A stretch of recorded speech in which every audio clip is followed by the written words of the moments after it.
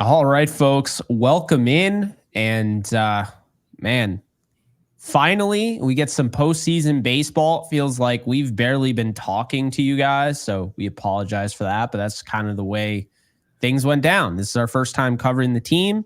It's also our first time covering a playoff team. And I'll tell you right now, it was a wild one. The most lead changes in a playoff game in the history of the MLB. That is insane, first off. Second, Jazz Chisholm ran into the umpire. He was, all that. Gerrit Cole struggled. Gleyber Torres hit a home run. Alex Verdugo went off. It was a wild game. Just Anthony like we thought Volpe he almost threw the ball into the first row, right? Wild game. And they got the win. And I'm going to preface it with this, Gary. I do not care how it happened. I don't care that Judge had 3 strikeouts and looked poor at the plate. I don't care that Giancarlo Stanton looked like he was George Washington cutting down a tree. I don't care because the Yankees won. And all that matters in the postseason is just having more runs than the other team when it says final. And right now, the Yankees are up 1-0 in the series, and they got Carlos Rodon on the bump the next time. And you and I can hold our breath or not hold our breath for that one. But regardless, everyone will be. No one can take away this Yankees win. This was a hard-fought win. And I thought multiple times, the way this went down, Gary, as I pass it over to you, and I think you'll agree with me, multiple times this looked like every single type of game the Yankees would lose. I actually agree with that. Now, okay, let's get this started with Gerrit Cole, okay? Because Gerrit Cole, I felt, was the most important person outside of probably Aaron Judge. But Gerrit Cole's, he has more of an impact on the game than anybody else. He's a starting pitcher. So let's talk about him. Gerrit Cole was relatively anemic. He was not very good. And the worst part about it, I would say, was probably his body language, his ability to stay in the moment. And there was no better person to describe that, I felt, than Bob Costas, because there were a lot of people who were complaining about his coverage today. But I actually thought there was some value in what you could take away with what he said. Okay, Bob Costas, who usually, if he's on the broadcast, he's doing something nationally televised. You have to assume he's only watched the Yankees play this year anywhere from 5 to 10 times. He's probably watched a Gerrit Cole start twice. Okay. And the first thing he tells you, man, it's written all over his face. He looks uncomfortable. He looks unhappy.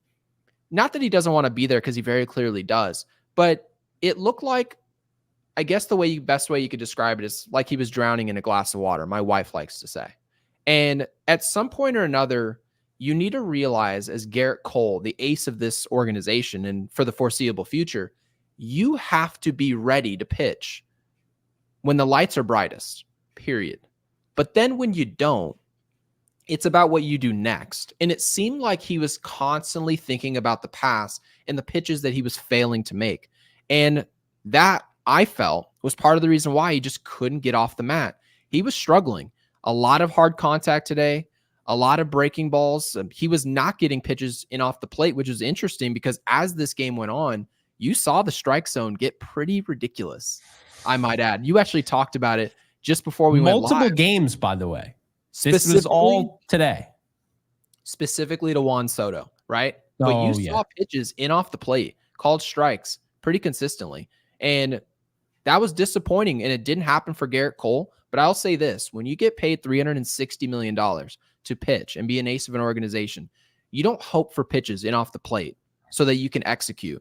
And we also, Bob Costas wanted to talk about the layoff. The layoff was a huge topic of conversation on the broadcast, and to which I say, I didn't hear much talk when Zach Wheeler was pitching earlier today about a layoff. I was hearing a lot about execution and keeping him in the game longer, and the fact that they should have brought him in more than 105 pitches and how sharp he was.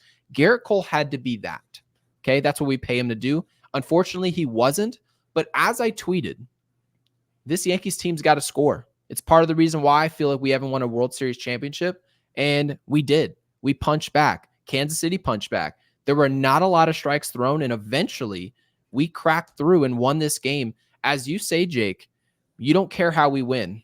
But I think a lot of people who are very upset with how this team won this game, it's more about foreshadowing and how we're going to go about winning games later. Will it translate if Aaron Judge doesn't come through? If we see more 0 for 4s with 3 strikeouts from big number 99, can we expect to win games against some of the better teams in the league? Probably not.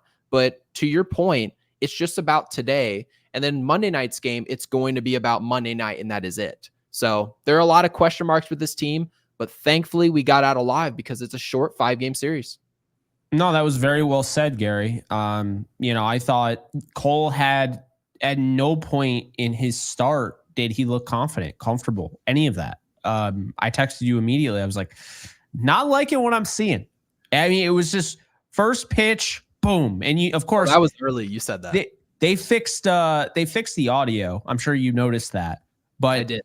Oh man, if they didn't fix the audio, I got my Apple Watch on me and I was looking at my heart rate, and that first pitch, the heart rate went up to like 130. I was like, what the hell? Because it was that sound or whatever, that sound effect that they had, like the audio turned way up. So even like a lazy fly ball was like, it sounded like Ohtani hit it, right? So you're like, it was okay. like MLB 21, the show. Everything sounded like a 450-foot bomb, but it was really just a fly out. So no, I totally understand. He was still getting hit hard though. He was still getting hit hard. And so that, getting Soto onto the warning track like that to start the game, and the Judge has to make a crazy play. And, it's just like, I didn't feel good about it, but I didn't feel like they were going to lose. And you know why? Because I felt like this team was going to get good bullpen help, which they did.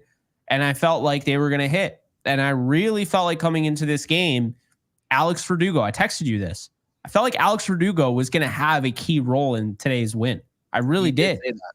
And I don't know why, but I had this gut feeling. I'm like, he's been in these moments before. I'm not going to sit here and say he's the greatest thing since sliced bread in the postseason, but he's had some hits. And I really think with everybody booing him and everyone on him, I mean, this is his time, because you have to think about like this. He earned the right to be on this team. Whether you like him or not, at some point or another, he did enough to contribute to be a part of these 15 hitters. That's the reality of it. They kept 15 bats on a 26-man roster, which I don't think they've ever done before. And Verdugo earned it. I mean, he earned it. So you might not like him, and I had issues with him being in the lineup today over Jason Dominguez, but I really thought about it. Did you trust Jason Dominguez on those line drives where you have to have, great range and, all the hand-eye coordination and confidence that you're going to, and I've seen Jason Dominguez in left field, and truthfully, I get it. I would prefer to see his bat, but with how close this game was, Gary, that could have been the deciding factor today. So obviously stock up for Aaron Boone's ego. Holy shit. He has to be feeling himself right now. They won this game. Alex Verdugo made him look like a genius. But I think really the point I want to drive home, right? That even calling it, I guess, the theme of this show is the idea that it does not matter what you did in September.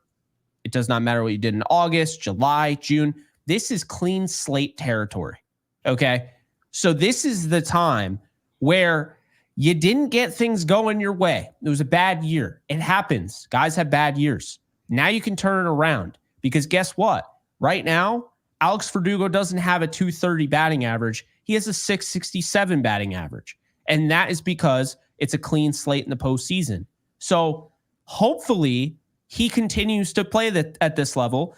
I do believe he starts game 2, because Gary, I didn't love the comments about, Jason Dominguez. And we talked about this off air today quite a bit. We texted back and forth. I just felt like he was trying to tell us without telling us, Jason Dominguez is a guy on this roster that has a role.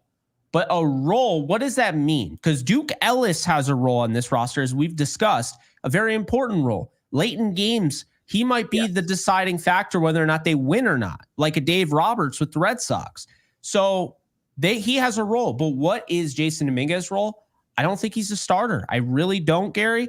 I think they're going to roll with Alex Verdugo. And this is not me flipping the script. I'm saying what I think they're going to do. I would still play Jason Dominguez. I would still give him opportunities.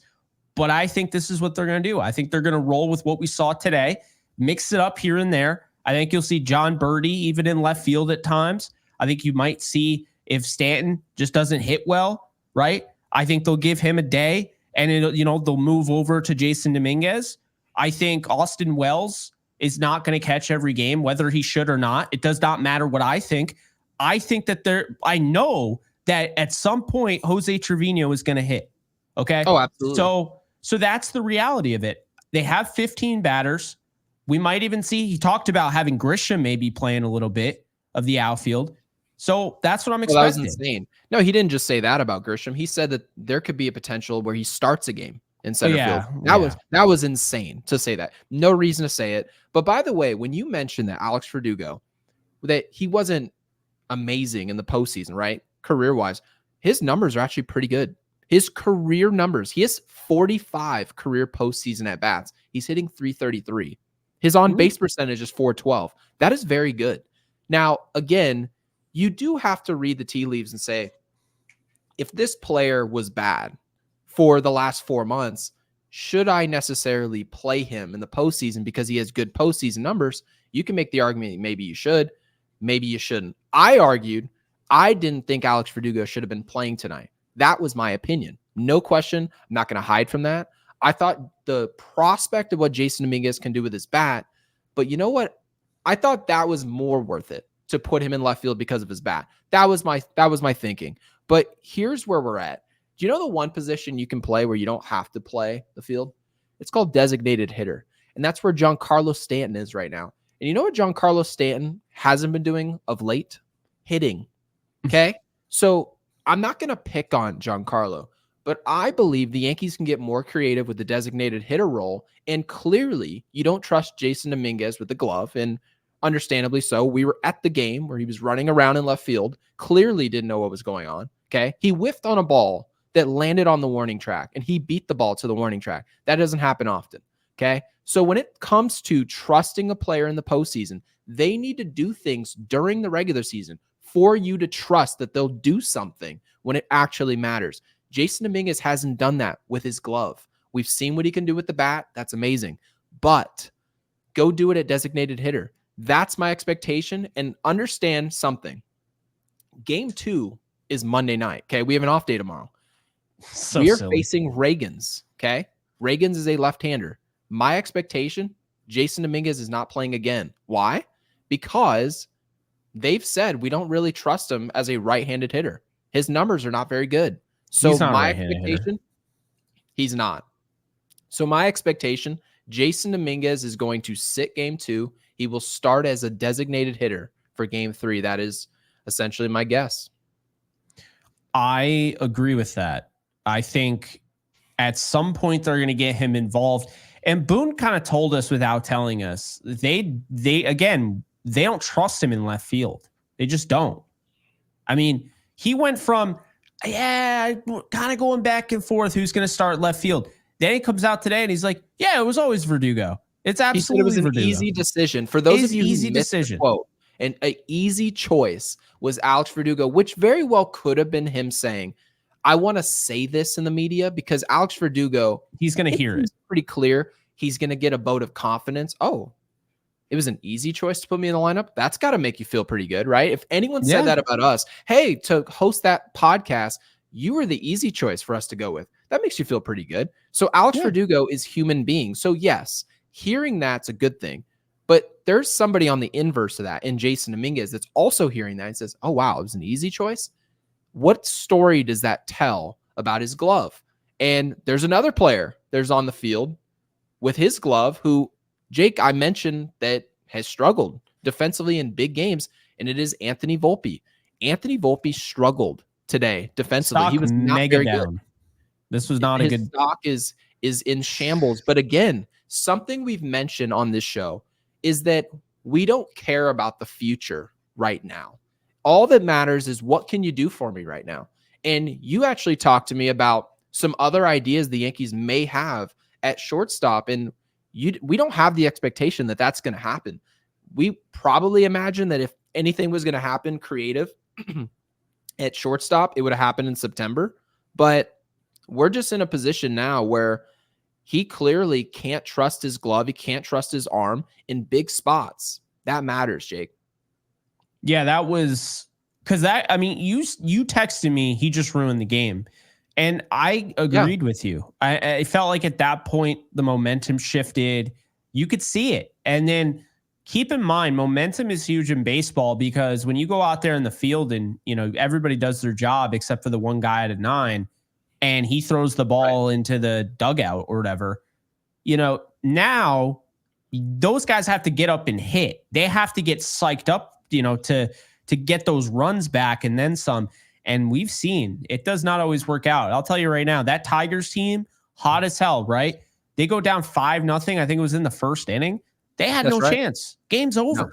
Game's over. Does not matter what it is to get psyched up. And you could say, oh, well, they're professional hitters. Of course, it doesn't work that way. It's a confidence thing. No one wants to feel a certain way, right? You want to feel happy, right? I think that's obvious. But I feel like quite often people forget how your brain kind of decides how you feel. And so some people might want to be happy, but their brain is basically signaling to them they're sad. And so I feel like when you look at that and it's like, oh, well, these guys are professional athletes. Of course they should feel like they're going to go up there and they're going to, turn this thing around. First off, they're going up against, think about it in this perspective. You play your video game, right? If you play on easy mode, that's not the major leagues. They're playing on the hardest difficulty.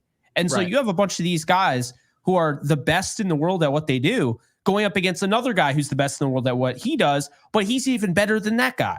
And so it's not as simple as just go up there and score 5 runs or just go up there and score 3 and combat what Volpe did last inning. It doesn't work that way. However, the Yankees did do that. It doesn't always happen, but the Yankees fought fire with fire and the Royals got burned for it. So I think looking at this game, Gary, first off, Gleyber Torres, he looks exactly how he left off in September, which is that I think is almost the biggest storyline of the entire day.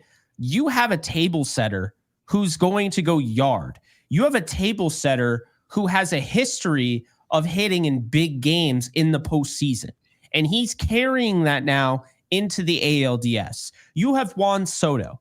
Juan Soto, people say he should get the blank check. All right. Well, I saw him, on the Nationals age 21, I think it was, or I think he was younger than that.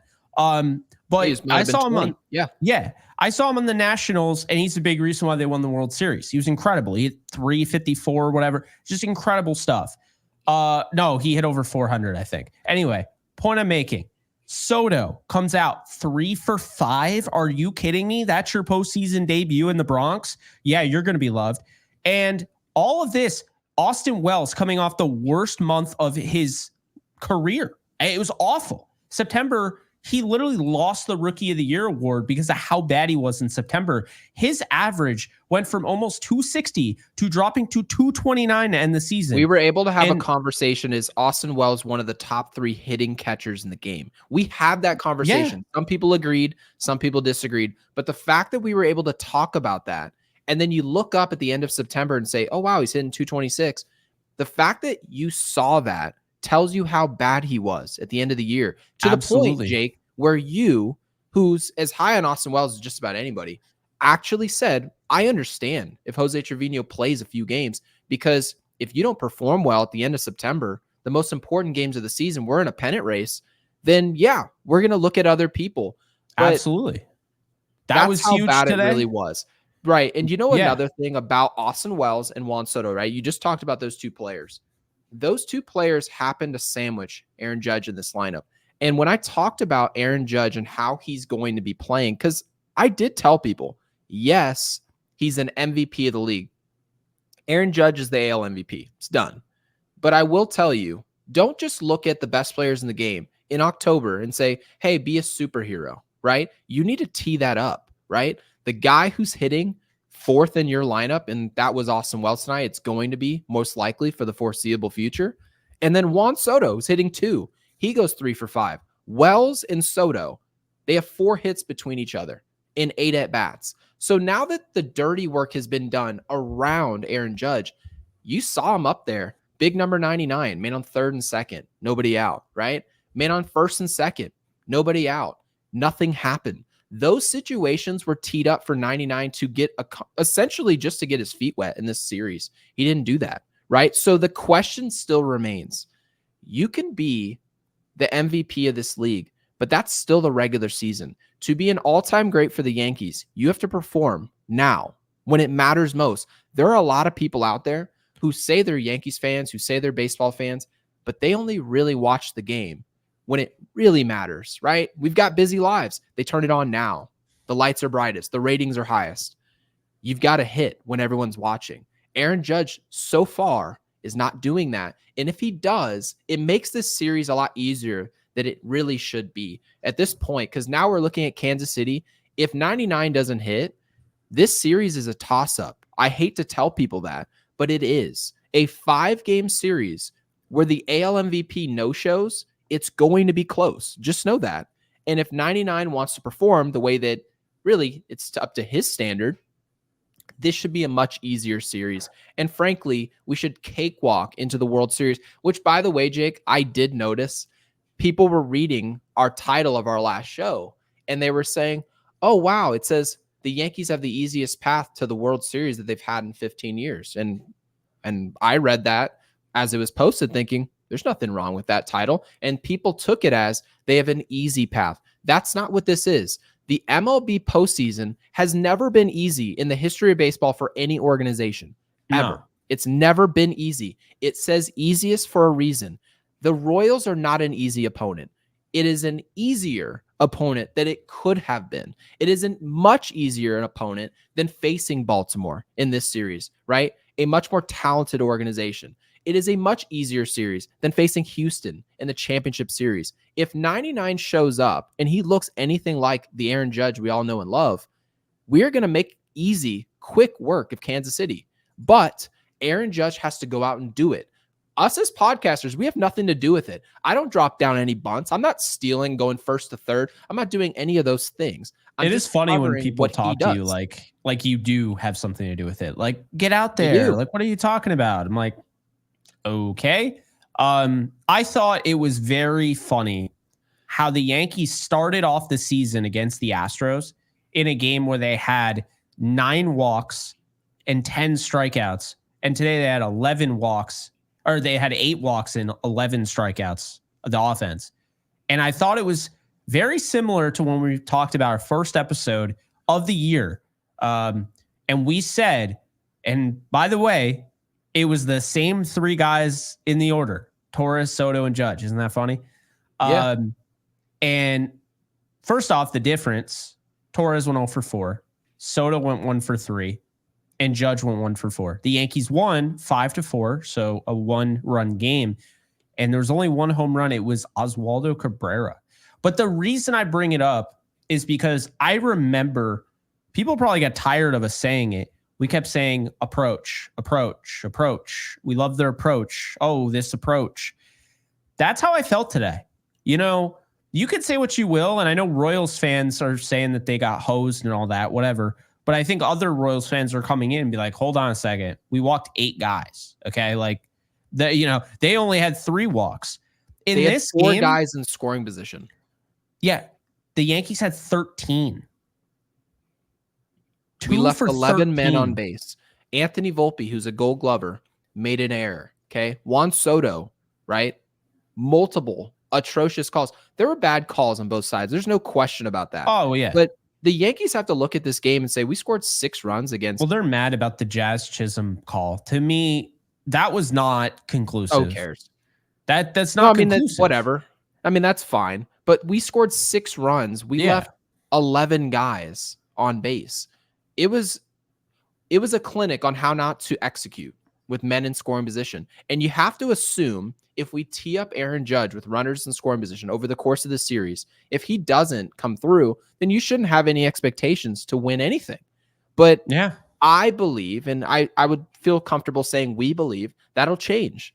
As long as we continue to put him in position to succeed, he will do something very similar to what we saw out of Alex Rodriguez in 2009, that maybe you can say there wasn't much to ride on as to why that would occur. But then all of a sudden you see what type of series he has against Minnesota in the division series. You say, hold on a second, we might have something here. And then you get to the World Series, there weren't any question marks anymore. We weren't asking, what's A-Rod going to do on the biggest stage? We just kind of knew, oh, okay, he's Alex Rodriguez again, and we're going to reap the benefits. So here we are, right? Aaron Judge, clearly struggling.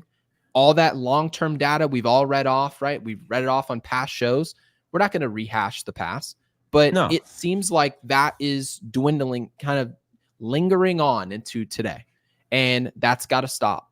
It just has to, and it had to be mentioned on today's show. We are thrilled to what feels like stealing game one, as bad as Gerrit Cole was today. I know you look at his numbers overall, they are not atrocious, but when you go 4 innings and you give up 3 runs, that's not Gerrit Cole. That's not that's not 5 innings and 3 runs. That is not Gerrit Cole that we're paying him to be, or the expectation that he has of himself. 5.40 ERA. You wouldn't want your ace having a 5.40 ERA. But then again, ERA is also not the full story. Waka ends up leaving with a 6.75 ERA, and I thought he really pitched well. I really thought, and you know, we hadn't really talked about that. What did you think about the decision to take out Waka? Because I really think that's when everything went wrong for Kansas City. I think that they had the momentum. I think that they were in the driver's seat, and they took out a guy who just absolutely silences Judge, has just dominated most of the guys in this lineup. That was a big storyline going in this game. And I feel like when they took him out, I've been watching Kansas City this year. I have not been impressed with their bullpen outside of 2 guys. Schreiber, who's got some disgusting stuff, and Urseg, who they got at the deadline from the A's, who I thought the Yankees should inquire about. Urseg is the one guy in that bullpen, though, where if the game is on the line, and he's the 9th inning, bottom of the 9th, whatever, that's the one guy I don't want to see out of their bullpen, because I think he's good enough. He's got great stuff. He's got velocity. He's blowing fastballs by guys. 3 strikeouts. One in the 3rd innings, finishes out the game. He's one of the only guys that didn't give up a run today, him and Schreiber. So, yeah, I thought that was a surprising thing to move on from Waka that early. But what say you about that decision? I thought they played with their food. And remember the point you brought up really about a month ago, and I thought it was good enough at least to remember a couple months later, is that you don't want 6 guys to touch the mound necessarily. That can work against you. It can also help you. I think the reason Kansas City went this direction is that they know Reagans is going to probably go deeper into game 2. And that's a fair, I totally understand that mentality. And they probably felt like, okay, we can burn our bullpen, go with the best arms possible, lefty, righty. Let's go with what we want to go with. And we've got that day off. We'll be fresh going into Monday night. So I understand that. But at the same time, Jake, you're overcomplicating the game of baseball.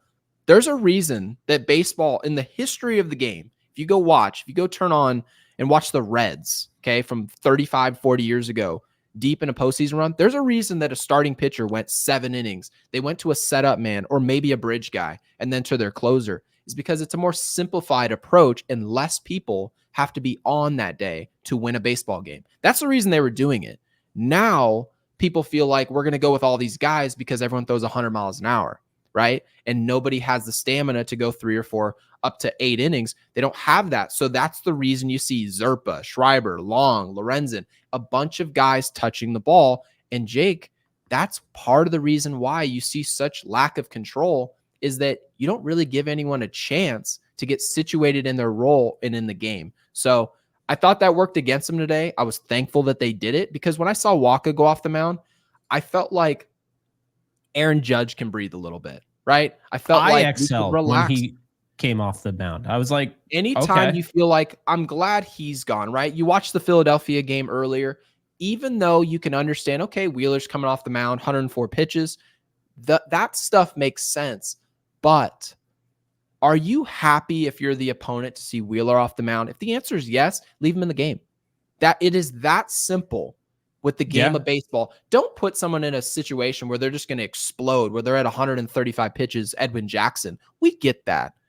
But Jake, to allow somebody like Michael Wacha, who was pitching fairly well in this game, and then you just bring in Zerpa, who had no control whatsoever in this game. All he just year. came up. He didn't have control. What were your expectations in that moment if you're Kansas City? And thankfully for us, it benefited the Yankees. It just did. And I felt like if the Yankees had lost game one, and we don't have to, as Kanye West would say, I keep saying this, we'll never know. If we had lost game one, we're talking about Rodon and Reagan's. That start is very different. I feel like Rodon can relax a little bit. Not that it's not going to be a pressure situation. His game at all? Absolutely. Absolutely. I do Carlos too. Rodon, as much as we know about Carlos Rodon and his mentality of the game, he can get riled up pretty quick. He can. And when you put him in a situation, if you put him in a situation where his back's up against the wall, he can either rise or he can collapse. It absolutely can happen. You can see 5 walks. You can see him giving up 4 homers. We've seen it before. We've seen it from Cole. The better situation you can tee up your better players in, the better. Why would you want to see Carlos Rodon in a compromising position where he has to perform or the Yankees essentially go down like the Titanic? You'd much rather tee him up to be the hero. If Carlos Rodon goes out, gives us 6 innings, gives up, say, 2, and the Yankees offense takes care of business, Rodon's walking off the mound a hero. And essentially the main reason why the Yankees are going to feel like they moved on to the championship series, that's the situation we want to see Rodon in. Absolutely. In addition to that, because you're talking about pitching, I was really impressed with 2 pitchers I want to bring up. Clay Holmes was spectacular, and so was Luke Weaver. And it's funny because had you played that audio clip of me just saying that back in May, I don't think I would have been surprised, but I would have been confused why you said Weaver at the end.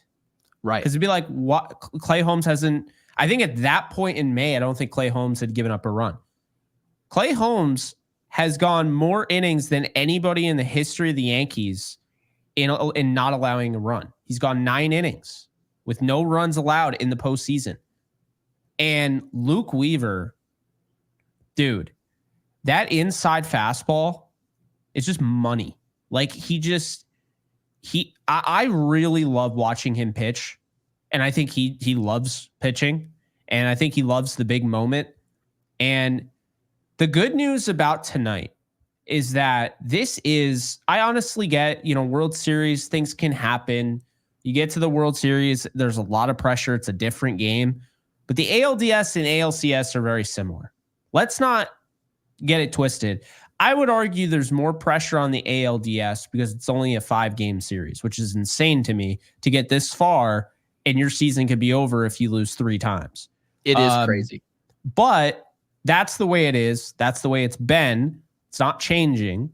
And I think because of that, I think the stakes are incredibly high. And I'll say this. There are people saying on the broadcast, oh, yeah, it just didn't seem like the crowd had the energy. Well, I was at the game against the Guardians in 2022, game 1. And there is energy at the ALDS. For whatever reason, I think they turned down the audio at the beginning because it was really loud. And then I think they turned it way down to the point where you weren't like hearing as well. It was clipping as well. So I thought the crowd noise was fine, but there apparently were people saying they weren't loud enough. I disagree. I think it was fine. There were people there. Can I ask you a question about the crowd? Yeah. So think of it this way. If I was in the crowd, okay, I'm here to tell you right now, I'm not loud. Do you want me to tell you why? I believe that the crowd, good crowds, are usually a reflection of how the team's feeling, okay? And you kind of take it. I understand when people say, yeah, well, when the team's feeling bad, you want to take the roof off the building, right? You want to get the excitement going. Totally understand it. But the Yankees are in a position, especially when very early on in the start, oh yeah, Gerrit Cole doesn't have it going. How excited do you expect people to be? Go watch the Phillies play earlier today. if Zach Wheeler had shown up and thrown 12 straight balls, you got bases loaded, nobody out, do you think Philadelphia is rocking the same way they would if he had 30 swings and misses the way he clearly did today? No. Sometimes the players have to give the fans a reason to get excited. And the energy of the building, I understood why it was maybe not as loud as some people were hoping, is like in large part, this was a stressful game. It was. The way this game was played, it was a lot of, here we are. Nah. Bases loaded, third and second. Aaron Judge. Nah. All right, let's go to the bathroom. What do you expect fans to be doing? Right? They got loud in situations where 99 was at the plate, right? Juan Soto was at the plate. You saw, right? You saw with who was it that was up there? Chisholm. Chisholm comes up there, laces a ball down the right field line. It was electric, right? Verdugo holds a guy to a single on a ball off the wall. The crowd went nuts. In situations where the players did something, where fans actually felt some excitement, they got loud. That's what fans do. They are fanatics. So, no, I'm not upset at all about the Yankees crowd. When the Yankees are in a power position where the players are doing their jobs and it feels more comfortable, they're going to be rowdy, just like any other fan base. I agree. I thought pretty much I didn't really have much negative to say, except for Volpe and Judge. I thought Cabrera played first base at a high level. Could you believe what he looked like defensively? Dude. And I feel like that's just something that'll get brushed under the rug. A lot of people won't talk about it. But think about it. Any of those, like the stretch he had to make, any of those missed picks, say the picks that he hit, because he hit every single one of them. If he misses any of those and they go in the dugout or they go, whatever, this game was a 6-5 game that came down to the wire. Don't you believe that like him missing one of those could have been the deciding factor of the game?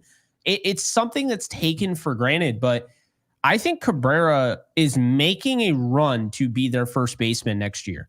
I know he's unorthodox in that role. He's not the biggest first baseman. He's 5'11", 200 pounds. I get it. But when you have that athleticism, he's like, it's weird because you want your first baseman to be a big target, but at the same time, it's almost harder if you're really tall. Then you have to get way down, and scoop it out of the dirt. But in addition to that, you're going to sacrifice some athleticism as well, because that's kind of how I look at it. If you're putting Judge there, I think Judge is athletic enough to play first. But since we're not winning that battle, no.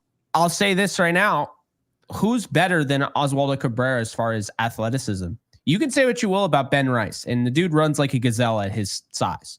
But Oswaldo Cabrera is the most athletic option at first. And if he's going to play like he did tonight, with all the pressure on him, I know he struck out 3 times. Not really worried about it. I thought he put together some good at-bats and just came up short. But that guy looked like a starter today. And that was a good sign. And talk about the bottom of the order, the way it bleeds back through into, the leadoff hitter.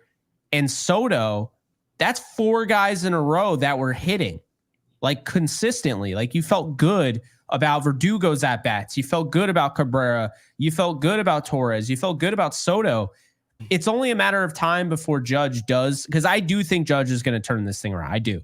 And I think it's also important to remember something. While this is the postseason, yes, you got to step up, and I get that. They just played 162 games.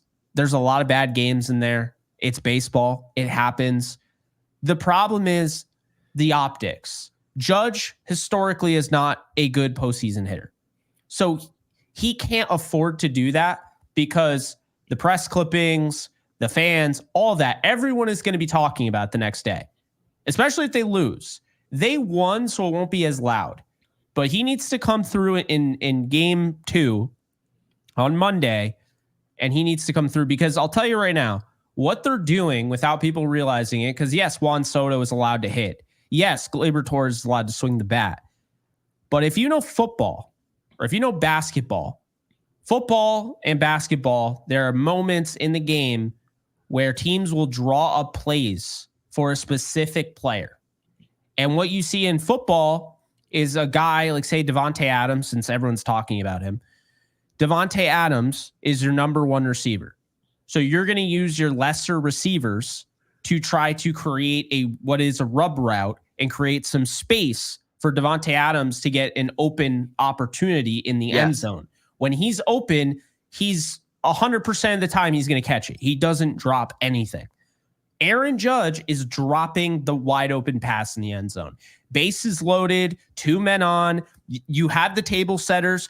Hell, you have guys that are at the bottom of the order, 8th and 9th, that are getting on base to bring up Aaron Judge, and he is not coming through. So that has to change because the Yankees are putting him in position to not just create runs, to win games early on in the game. And we saw that. We saw those. That's very important, by the way. Yeah, that is very important. Is winning these games early. You mentioned that game earlier where it was 5-0, right? It was over. You've got the Detroit game was over. Okay, Cleveland showed up, and everyone said Detroit's got the pitching to hang in this series, and we agreed. Absolutely. They're one of the more dangerous teams in baseball. And you know what Cleveland said? We're going to show up and throw a punch right away. And had they scored 1 or 2 runs instead of that 5 that they put up, the feeling of the game is completely different. That's why, and you just mentioned, when the table setters do their job and they put you in a position to succeed early, that easy catch in the end zone, as you put it, you need to catch the ball. You need to hit a sac fly. Because I'll tell you this, if Aaron Judge was hitting a fly ball was caught at the warning track. We saw that a couple times, a couple sack flies today. If Aaron Judge has hit a sack fly, we see a run across the board. Okay. Right? Oh, yeah. He's a run producer. His job is to produce runs. It's not to hit home runs. The home runs are what's sexy. That's the fun stuff. He's going to hit home runs. But your job, when we put you in a position, man on second base, nobody out. Yeah. Drive in a run, right? Great. But what happens? You got a man on third base and less than 2 outs. The expectations for you to put if the infield is back, you need to put the ball in play. If the infield is in, you need to put the ball in the air. You need to take what the defense is giving you. And very clearly, Aaron Judge was in a position to succeed today. He failed, and he knows it's getting louder and louder. And as you mentioned, we got pretty lucky today. We won today's game. So Aaron Judge, well, he's the lucky one. We're not going to be down his back. People aren't going to be down his back. Game 2 is going to be much more relaxed. The conversation is going to be on Carlos Rodon. Understandably so. If Carlos Rodon answers, Aaron Judge is going to find himself in a situation again where he's got to go be the guy. That's what we're paying him to be. So if he goes and does that, it is trouble for baseball because there are a lot of players in baseball on all these various teams that are considered all-time great players, Shohei Ohtani being one of them. Shohei Ohtani showed up today and hit a game-tying 3-run home run. He's not worried about any slump in October. There's not going to be any conversation. They asked him pregame a couple days ago, how are you feeling? You nervous for the postseason? He said in English, plain English, nope. Not nervous, because Shohei Ohtani very clearly is confident in what he does. Aaron Judge is a confident player, but is he as confident? Is his baseline in the postseason the same as where it is in the regular season? It doesn't appear so. I expect that to change as time goes on, but it's got to change before we can talk about it changing. He's got to go out and do it. Yeah, dude. I'll say this. Aaron Judge. Let me just say this, actually. So a lot of people will look at it from one hand and say the Royals, the Yankees got lucky, right? Royals missed the strike zone. That's who they are. That's who they are. That's the bullpen. You said it. They have a bunch of flamethrowers. They're all throwing 100, lighting up the radar gun. They don't have that control. So that wasn't a shock to me, right? How I see it is a little bit different. They can't be in that position again. They got lucky. The Royals got lucky that multiple times the Yankees only had two runs max after having the bases loaded with nobody out. They're lucky because if Aaron Judge steps up in game 2, in that situation, and he comes through, well, now that game's over. You go to the Tigers Guardians game that we're talking about, and it's 2-0 in the first. It sucks, right? But it's not over. As soon as Lane Thomas hits that 3-run shot, Tigers fans, they're like, I've seen this movie before. This is being down against an elite bullpen as well. Like, sticking with the Guardians here, they have the best bullpen in the league. They have a historic bullpen. They did not give up a hit, the rest of them. But the most important thing, the reason why I'm still highlighting this, do you know what this did, Gary? What it did? This allowed them to take Bibby out, who doesn't care about getting a win in the postseason. Does not care. Only pitched 4 2/3 in a game. He only gave up 4 hits, 6 strikeouts. He pitched 76 pitches. And guess what? They got him the hell out of there because they're going to win this game. And now Bibby's going to be ready to go earlier than. So this is the chess match of playing in a series. If you win the game in the first inning, right? You try and do that. Like, if say the Yankees, they had a shot to do that today. Had they done that, like, Gerrit Cole could have come out way earlier, not worried about all the stress and everything. And they could have just, at some point or another, they would have just been pitching guys just to give them work. That's what the Guardians put in Clase because he hasn't pitched in a week. So that's a nice role to be pitching in, is when you're coming in the game, and these games are technically important. But if you fail, we're not going to be hounding you with questions about your entire career after this game. If Clase had given up a 2-run home run, no one would have cared, right? No. They still would have won the game. And it's the exact same idea of what we said about Rodon. Rodon's now going to be coming into game 2, feeling like, okay, we have the upper hand. We have the momentum, clearly. Okay, regardless of how people describe this game, I don't believe in luck, okay, personally. I know you mentioned, like, there was luck on both sides. The Yankees couldn't cash in the big run. The Royals couldn't throw a strike, so people are saying, oh, both teams are lucky. The way I feel about it is there's no such thing as luck. There are doers and there are talkers. There are people who say, oh, look at the back of my baseball card. I had 200 strikeouts this year. And they show up in October and they miss 2 bats the whole game, okay? So at that point, is it luck that a player didn't do what he did all year? I don't think so. I think there are performers and there are players who just don't rise to the occasion. There are players in baseball. Derek Jeter, I think, is the biggest one, where I didn't see as great of a player in the regular season that everyone kept talking about, that this guy was this all-time heroic type player. But you know when he was? When it actually mattered, Jake. When it actually mattered, Derek Jeter showed up every time, okay? And I wouldn't say, man, is this just a strike of bad luck that this player is just way better than he was in the regular season? No, I think he's just accountable and confident and ready to play. He's a performer. And a lot of these guys, if you show up and you pitch 4 innings as a starting pitcher, we think Waka pitched pretty well. He walked 3 guys. Zerpa walked 2 guys. Schreiber, 1 guy. Long, 1 guy. So they had 8 walks total. Throw strikes. That's on you guys. That has nothing to do with us. You want us to swing at it?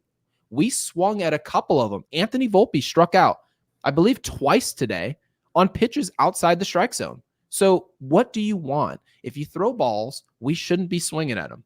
Period. Yeah. That's just how it goes. And if you want us to be not lucky anymore for walking in runs, then throw strikes with the bases loaded. And now the pressure is on the Yankees, who were 2 for 13 with runners in scoring position. You make them beat you and not beat yourself, okay? So the Yankees, in my opinion, did just enough today to win game 1. It's what really matters. And now in game 2, we're expecting guys like Witt Jr. to be better. We don't expect him to go 0 for 5 in game 2. Expect him to make his presence known. And if that happens, 99 has to show up. Juan Soto has to be this version of himself. Carlos Rodon has to be some version of a 2 in a rotation. He's got to be. Doesn't have to be excellent. Has to be pretty good. As long as he's pretty good and you say, oh, he was pretty good today, then we can turn the attention to the Yankees offense, who was 2 for 13 with runners in scoring position. That has to improve. If it does, the Yankees should have no reason not to be in the championship series, likely against the Guardians.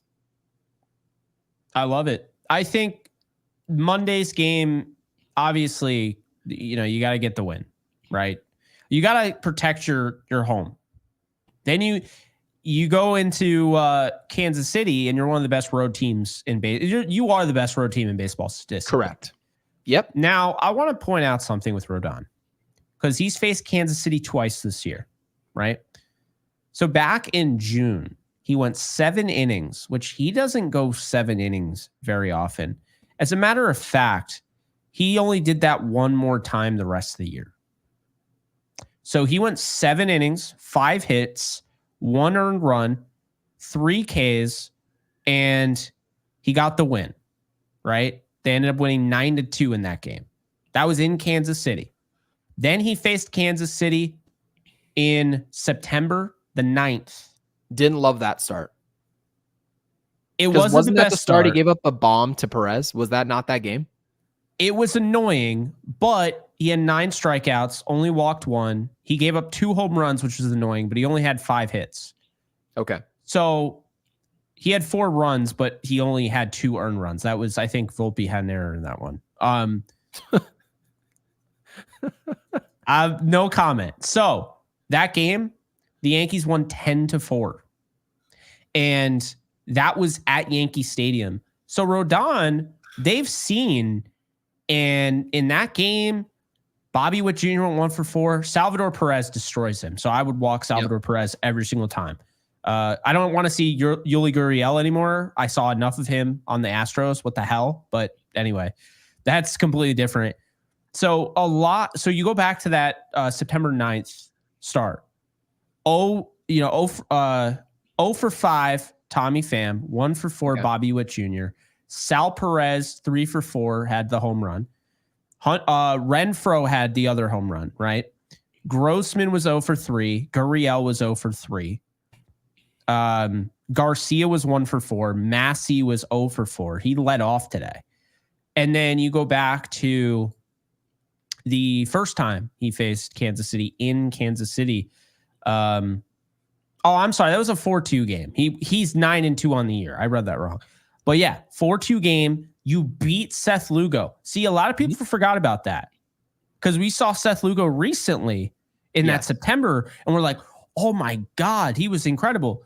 They got after Seth Lugo in that game. I think a lot of people forgot about that, right?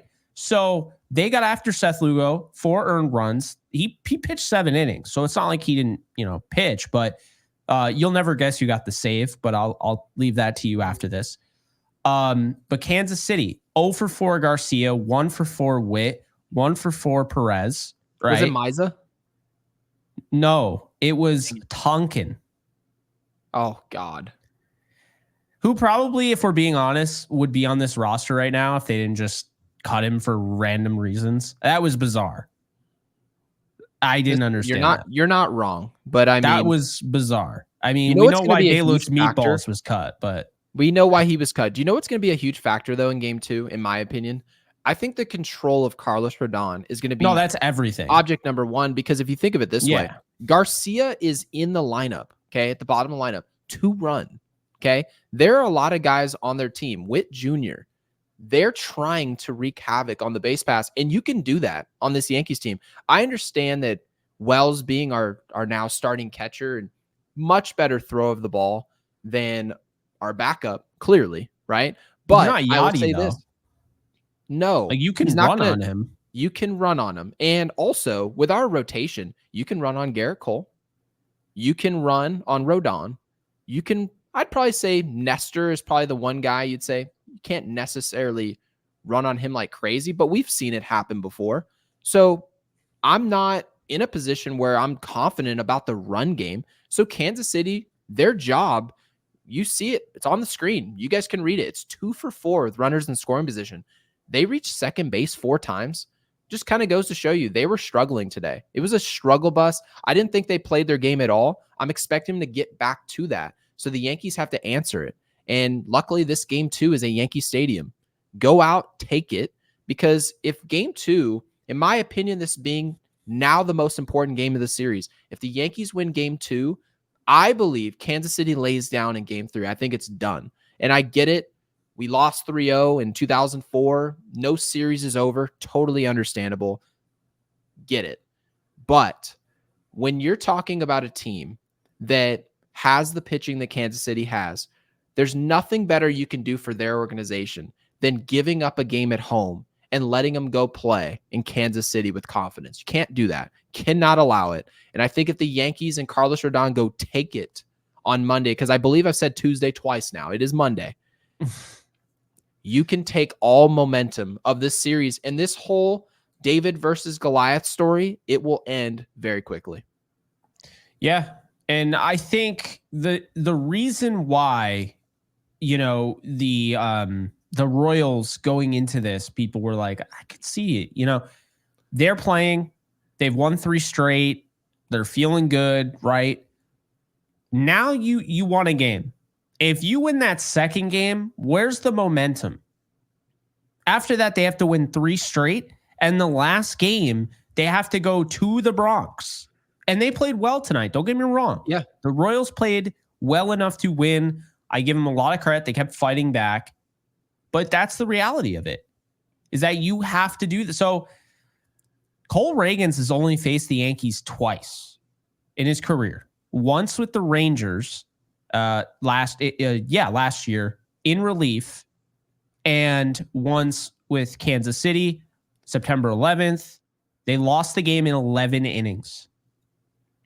He was really good in that game. 7 strikeouts. Okay. Yankees couldn't really touch him. 3 hits. Oh, he was gross in that start. Yeah, no, they did end up getting to him. That's wrong. They did get to him. I think they had a home run. Yeah, Juan Soto hit a 2-run shot. He was great. But I think they tried to extend him.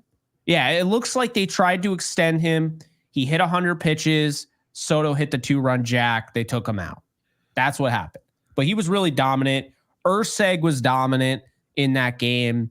But that came down to Jazz getting the walk-off at the stadium. So, yes. By the way, is it my turn for the movie? No, it's my turn. Gosh dang it. I had such a good one, too, with the off day coming up. I actually don't know if you've already said this. So you might have already said this, but I was going to... The movie is... we also have a mailbag. So I'll do the mailbag, then I'll get to the movie. Okay, but let me tell you what I was going to do. Then you get to the mailbag. My movie was going to be Ferris Bueller's Day Off because we have a day off tomorrow. But it was blown. It's gone. It's Jover. Yep. All right. Nick Gomes, mailbag. I'm curious as to your opinion of Matt Quatraro, their manager, who apparently is from my area, which I did not know until today. So congrats to him. Decision to start Seth Lugo in game 2 of the wild card.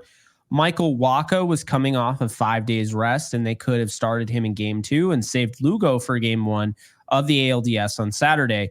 Clearly, Quatraro, I'm just going to say Q, thought they needed him against Baltimore, and it worked. Do you think Wacha is an easier game 1 matchup for the Yankees than Lugo would have been? And does that represent an opportunity for the Yankees to take a possible early lead in the series? I'm going to answer it very simply. Yes, I did. I 100% thought Wacha was the easier option. Lugo's last outing against the Yankees was gross.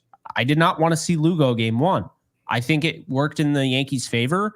And I think this is a missed opportunity because now you have Lugo starting game 3.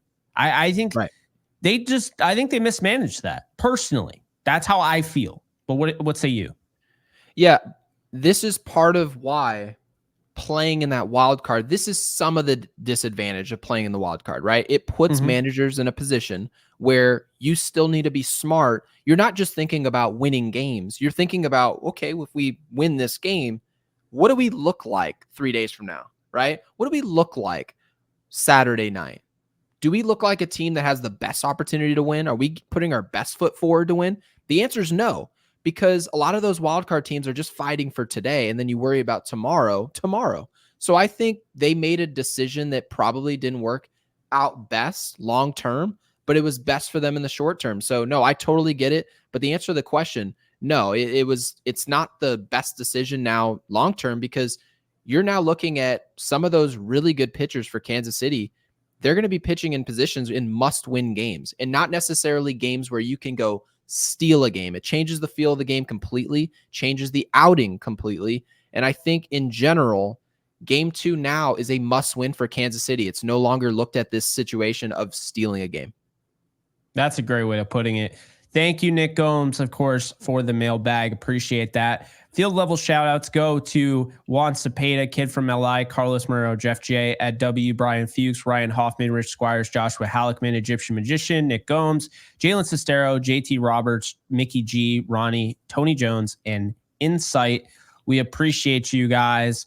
And just want to remind you guys before I say my movie, be sure to like, subscribe, and comment if you haven't already. Check us out on all podcasts, audio. If you want to become a member, go ahead and become a member. The link to join is in the description in the comment section below. You could also hit the join button. And I think that's, oh no, we're also on Kick and Twitch. Bell? So how about that bell on YouTube? I don't know if you've mentioned that, but yeah, we don't really know what's the point of subscribing on YouTube if they don't tell you that the channel you're subscribed to has posted a video. So if you want to know when we post a video, we usually post it in the wee hours of the night. The wee hours. Put on the bell. It'll tell you. Yeah, in the wee hours. I'm getting old. The wee hours. Oh, man. I can hear it. Am I going to start sounding like that when I hit 30? You're almost 30. I thought you were 23 when we started this podcast, and it turns out you're like 28. So, yeah. No, I know. You're almost 30. Yeah. No, I'll be 29 5 days from now because it's now Sunday on my side of the world. Oh, my gosh. Yeah. Yep. All right. So lay this movie on us. All right. So hear me out. You got Alex Verdugo. What was a big thing Alex Verdugo was saying at the beginning of the year when we loved Alex Verdugo? Because he was a fan favorite. People forget about that. I have not. We called him a dog. He's a dog. We're dogs, right? Constant dogs, barking, all of that. Well, Alex Verdugo, in his defense, was a dog tonight. He was. Okay. He made some plays in the field. That was the weirdest sliding grab I've ever seen. I didn't know what happened. All of a sudden, he has the ball in his hand. I was like, what the hell? The umpire called foul. We're like, what is he doing? Yeah, it was like, he's like, if you didn't catch it, I was just calling it foul. But I did catch it, so he's out. Yeah. And then, he had 2 timely hits, and they're big. And by the way, when I said he went off, he doesn't have to hit grand slams and all that. Sometimes the timely hit is all you need. And that's what Alex Verdugo did. So in honor of Alex Verdugo being a dog, Air Bud. That is the movie. Oh my gosh. Air Bud. Drop Air Bud in the comments section below. Holy throwback. It is the greatest, corniest movie of all time. It's the corniest movie you'll ever see. Have you ever seen the baseball movie Ed? It's on cassette. I have not. It is. But I gotta see what was ever. the Air Bud baseball movie? What was that called? I'm actually gonna have you Air Bud 7th inning fetch. Dude, you have got to watch that movie. I'm making Ed one of our movies at the very end of our show. Ed is a monkey that plays shortstop for a baseball. Oh my god! They find out the monkey can play baseball. It is the worst film ever. It's bad. It's worse than Sharknado. I don't know why Sharknado. I think it's because social media. But if Ed came out in 2024, viral. I can't. That guy who played Al in Home Improvement was the dad in Air Bud. Remember that? Yes. That's the only guy I remember. That is the only guy I remember. But yes, 7th inning fetch, Air Bud. I remember all of them. Air Bud spikes back. So are you making people put that exact the 7th inning? You can, but I'm going to say Air Bud. Just put Air Bud. If you watched to the end of this video, and we hope you did, because I mean, come on, we're in the postseason now. We're in the end game now, as Doctor Strange would say in the Infinity War. Okay, we're in the end game now.